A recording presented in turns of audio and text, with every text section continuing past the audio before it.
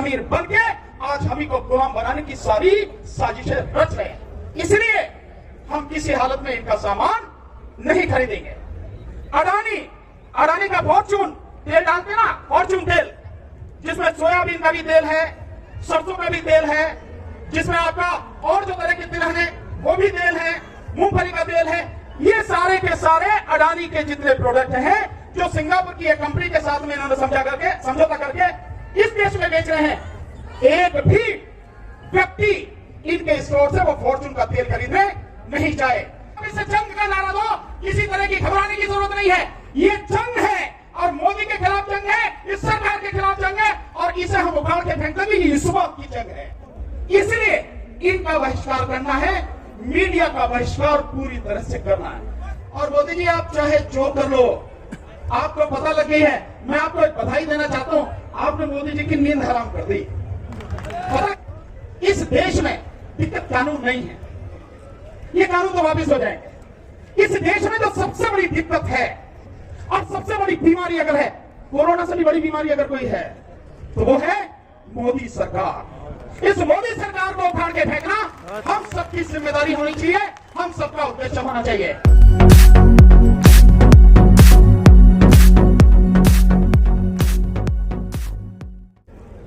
तो मेरा पूरे देश के लोगों से आज आपके माध्यम से मैं हाथ जोड़ के निवेदन करता हूं, जो भी लोग घरों में बैठे हैं और हमारे इस आंदोलन से उनकी हमदर्दी है, वो इस आंदोलन में नहीं आ सकते हैं, ना आए, कोई बात नहीं। वो इस आंदोलन में किसी और तरह का सहयोग नहीं दे सकते, कोई चिंता नहीं है, मत करो। एक काम करो, सिर्फ एक काम, स्कूटर, मोटरसाइकिल, गाड़ी है, रिलायंस का तेल डलाना बंद कर दो। अगर आपके पास में कोई भी सामान आपको लेने जाना है, रिलायंस के जितने भी डिजिटल स्टोर है, स्मार्ट स्टोर है, जो भी है, मान लो ये है ही नहीं इस देश में, हम जानते ही नहीं है, कुछ भी हो जाए हम इनसे एक भी सामान नहीं खरीदेंगे। ये इसलिए मैं आपको बता रहा हूं, ये कौन लोग हैं? ये वो लोग हैं जो हमारे पैसे से अमीर बन के आज हम ही को गुलाम बनाने की सारी साजिशें रच रहे हैं। इसलिए हम किसी हालत में इनका सामान नहीं खरीदेंगे।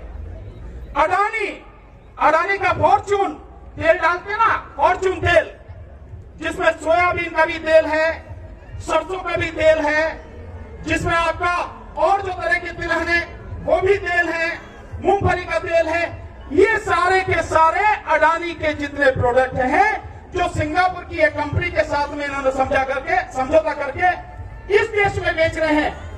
एक भी व्यक्ति इनके स्टोर से वो फॉर्चून का तेल खरीदने नहीं जाए। जितने भी लोग बैठे हैं, मेरा सबसे ये निवेदन है, ये तो कर ही सकते हो ना।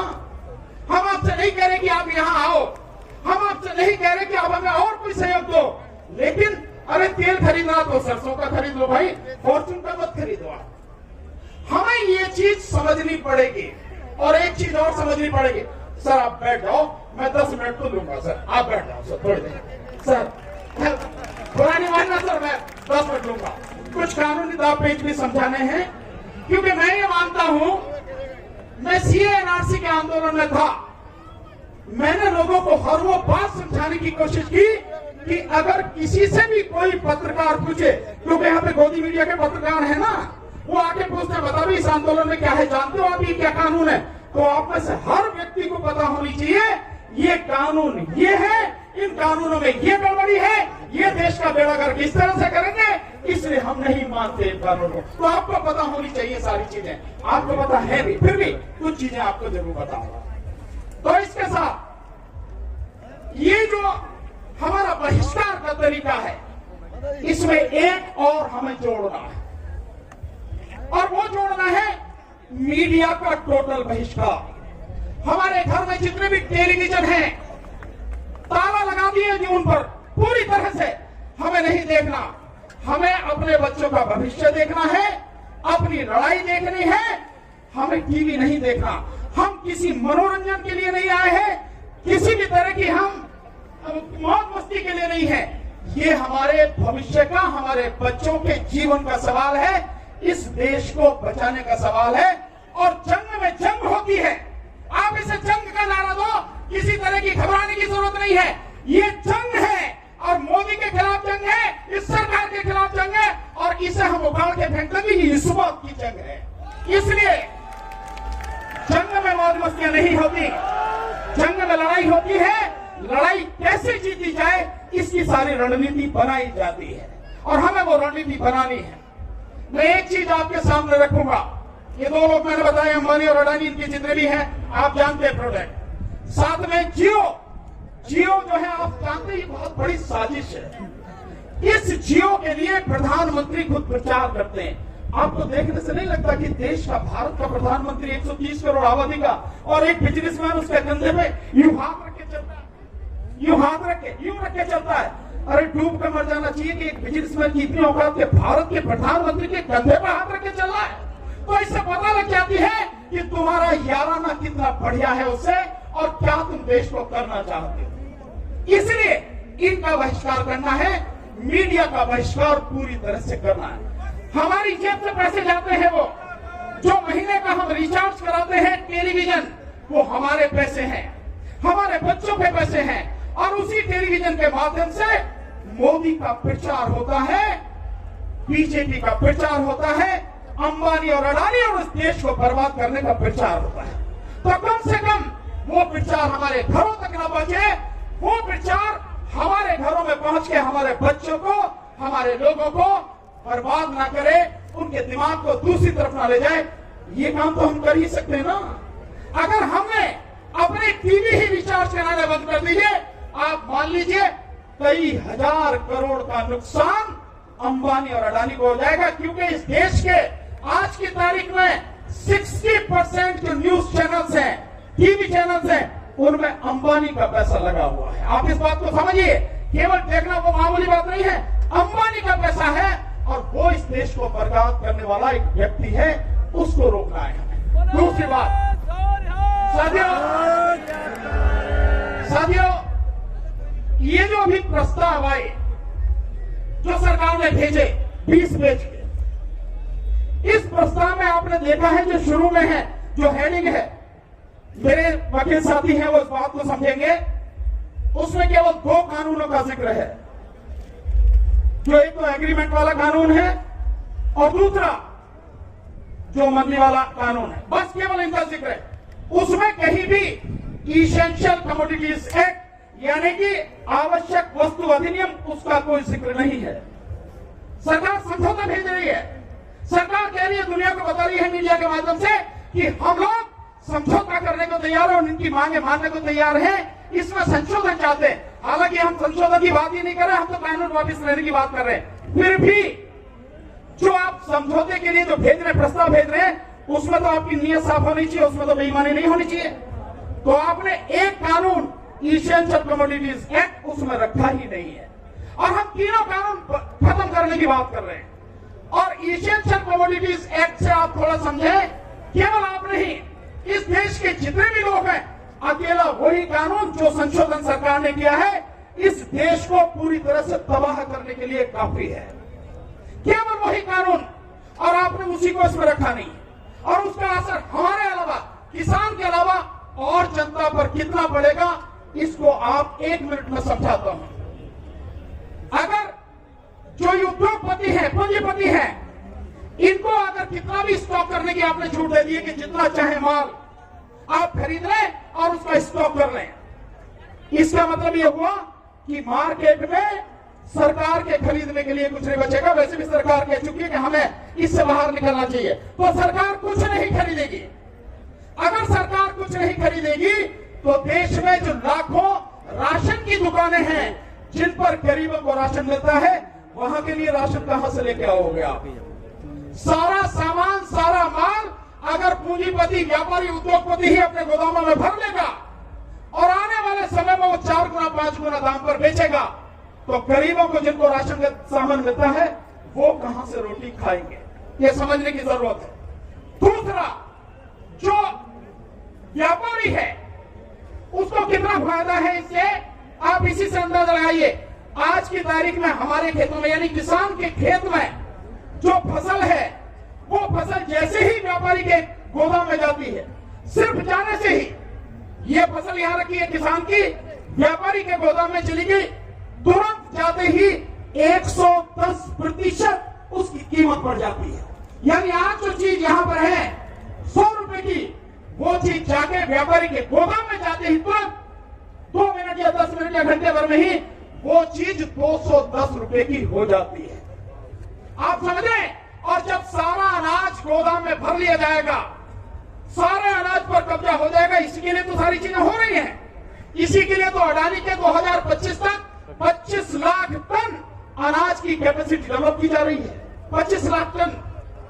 तो जब किसानों के अनाज व्यापारी के गोदाम में पहुंच जाएगा, तब वो 4 गुना, 5 गुना, 6 गुना जितना भी होगा उस दाम में उस अनाज को बेचेगा। अब आप समझिए, किसान तो जब फसल उठाता है अपनी साल भर के लिए जो खाने के लिए अनाज है वो अपना रख लेता, बाकी तो बेचता है ना। लेकिन जो लोग मध्यम वर्ग के लोग हैं, विशेषकर तो वो लोग जो नौकरी करते हैं, वो लोग गरीब लोग, क्या वो 4 गुना 5 गुना दाम में अनाज खरीदेंगे? जो अनाज आज 20 रुपए, 25 रुपए, 30 रुपए किलो है, कल उन्हें 100 रुपए, 150 रुपए किलो खरीद करना पड़ेगा। असर किस पे पड़ेगा? केवल किसान पे या इस देश के हर व्यक्ति पर? हर किसी पर इसका असर पड़ना है।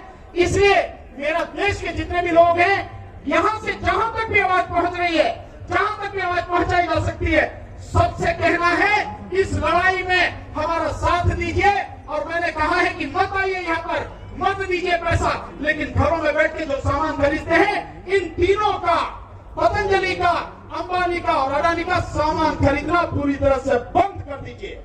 दूसरी बात, इस प्रस्ताव में एक बात तो सरकार ने कही पहले ही उसमें, इसके बाद अपनी बात खत्म करूंगा। और प्रस्ताव में उसने बात कही कि ये कानून पूरी तरह से संवैधानिक है, यानी संविधान ने उनको अधिकार दिया है, इसलिए सरकार ने ये कानून बनाए हैं। मैं आपको बताता हूं, मेरे वकील साथी बैठे हैं, ये सारी चीजों को जो मैं बता रहा हूं चीजें नोट करेंगे, आपको पता लग जाएगी। और बताओ सबको, ये कानून दोनों कानून, एग्रीमेंट वाला भी और जो बाहर मंडी समिति के बाहर जो मंडी एक स्थापित करने की, दोनों के दोनों पूरी तरह से गैर संवैधानिक है। संवैधानिक का मतलब यह है, अगर संविधान ने कोई कानून बनाने की आपको ताकत दी है, आपको अधिकार दिया है, तो ही आप बनाएंगे। अगर कोई अधिकारी आपके पास नहीं है तो कैसे बनाएंगे आप? पहले तो अधिकार होना चाहिए ना सरकार के पास। तो इन दोनों कानूनों को बनाने का अधिकार सरकार के पास नहीं है। कैसे नहीं है? सरकार ने जो प्रस्ताव भेजे हैं, उस प्रस्ताव में उन्होंने कहा है कि संविधान में जो 3 अनुसूची हैं, शेड्यूल 7th शेड्यूल 7वीं अनुसूची में जो 7th शेड्यूल है, उसमें यूनियन लिस्ट है, उसमें स्टेट लिस्ट है और उसमें एक कंकरेंट यानी समवर्ती लिस्ट है। बिल्कुल, मैं 1 ही मिनट में खत्म कर रहा हूं। कंकरेंट लिस्ट है, यानी उसमें राज्य और केंद्र दोनों उस पर कानून बना सकते हैं। और उसी की जो यहां बात की जा रही है, उसी कंकरेंट लिस्ट यानी तीसरी जो लिस्ट है, उसके सीरियल नंबर 33 की बात के अनुसार, यानी 33 में जो लिखा है उसके अनुसार सरकार ने कानून बनाया है, प्रस्ताव में भेजा भी है। लेकिन उसमें कहीं भी एग्रीकल्चर यानी कि कृषि नहीं है, उसमें कहीं भी मंडी समिति की बात नहीं है। जो आप ये बना रहे हैं, तो जो आप कह रहे हैं आपको अधिकार नहीं है। ये दोनों के दोनों विषय, यानी मंडी समिति की तरह अगर कोई आप बात स्थापित करते हैं, कोई भी बात कानून का रूप जिसे देते हैं, वो राज्य का अधिकार है, केंद्र का अधिकार नहीं है। ठीक इसी तरह से जो खेती है, कृषि है, ये राज्य का अधिकार है, आपका नहीं है। जो दूसरी सूची है यानी राज्य की सूची, उसमें 14 नंबर पर कृषि और 28 नंबर पर मार्केटिंग यानी जो कृषि उपज है उसकी मार्केटिंग, ये उस लिस्ट में है, इसलिए आपको कोई अधिकार नहीं है। तो सरकार ने, मोदी जी ने जो काम किया है, पूरी तरह से गैर संवैधानिक काम किया है और गैर कानूनी काम किया है। और मोदी जी, आप चाहे जो कर लो, आपको पता लग गई है। मैं आपको एक बधाई देना चाहता हूं, आपने मोदी जी की नींद हराम कर दी। पता कैसे? जहां भी बेचारे जाते हैं, जगह जगह जा रहे हैं, किसी भी मीटिंग में जाते हैं आप ही की बात करते हैं, कुछ और है ही नहीं बेचारों के पास। जहां जाए पिछले 16 दिनों में 9 मीटिंग कर चुके हैं और किसानों के अलावा किसी बात पर बात नहीं करते। मंत्री भी मिला के टोटल 102 मीटिंग कर चुके हैं, लेकिन किसानों के अलावा और कोई बात नहीं है। तो आपने नींद हराम कर दी। बहुत बहुत बधाई आपको। और इन सारी चीजों को ध्यान रखो, हम लोग हमेशा आपके साथ हैं, पूरी ताकत से साथ हैं। और इस बार इस सरकार को उखाड़ के फेंकने की बात है। मैं एक बात कहूंगा, इस देश में दिक्कत कानून नहीं है, ये कानून तो वापिस हो जाएंगे। इस देश में जो सबसे बड़ी दिक्कत है और सबसे बड़ी बीमारी अगर है, कोरोना से भी बड़ी बीमारी अगर कोई है तो वो है मोदी सरकार। इस मोदी सरकार को उखाड़ के फेंकना हम सबकी जिम्मेदारी होनी चाहिए, हम सबका उद्देश्य होना चाहिए। आपने मुझे समय दिया, सम्मान दिया, बहुत बहुत शुक्रिया। हमेशा आपके साथ रहेंगे, आपके बीच रहेंगे और पूरी ताकत से आपकी लड़ाई लड़ते रहेंगे। जो बोले सो निहाल। बहुत बहुत शुक्रिया। बहुत बहुत धन्यवाद मानव प्रताप।